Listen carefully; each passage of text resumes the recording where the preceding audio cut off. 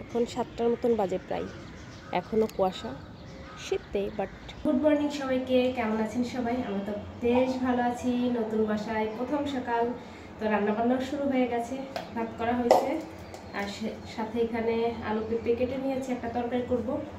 আর এখানে আছে পটলটা ভাজি করব। আসার পর আর বাজার করা হয়নি, মা মানে আমার শাশুড়ি আসার সময় সবজি টবজি যা যা দিয়ে দিয়েছিল ওইগুলো দিয়ে এখন রান্নাবান্না করব। আর গতকাল তো মানে আসার সময় খাবারও দিয়ে দিয়েছিল, তারপর আজকে হয়তো বাজার করবে। এটা ওটা খুঁজতে খুঁজতে আমার দেরি হয়ে গেছে।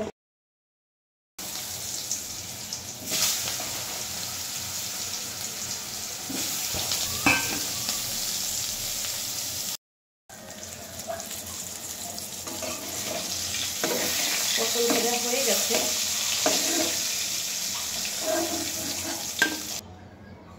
কালো জিরে দিলাম, একটু ফোড়ন, এটাতে আলু আর পেঁপেটা দিয়ে দিলাম, হয়ে গেছে।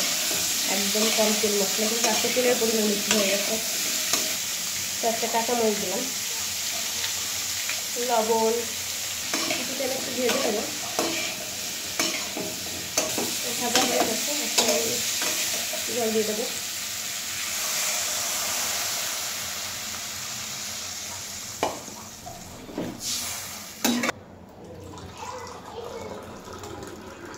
এখন আর চানা খেতে হচ্ছে না।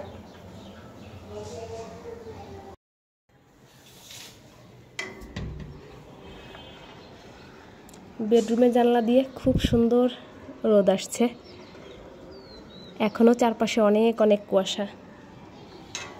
আশা করি রুমেও রোদ লাগবে, বেডরুমে খুব ভালো রোদ লাগবে।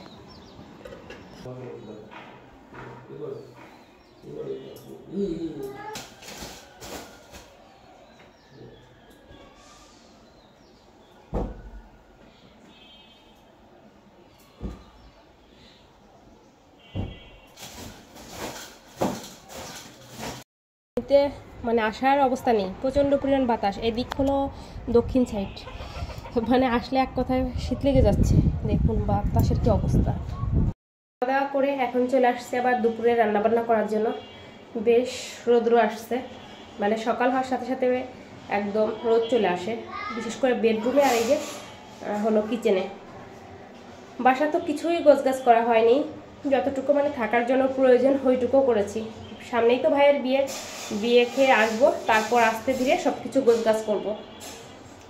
আর আপনাদেরকেও অবশ্যই বাসা ঘুরে দেখাবো। যদি বাসা এই অবস্থায় আপনারা দেখতে চান, অবশ্যই বেশি বেশি কমেন্টস করবেন, তাহলে হয়তো শেয়ার করব। তো সবাই ভালো থাকবেন। চলুন আজকের ভিডিওটা এই পর্যন্তই, নতুন ব্লগে দেখা হবে। দুপুরে রান্নাবান্না করি।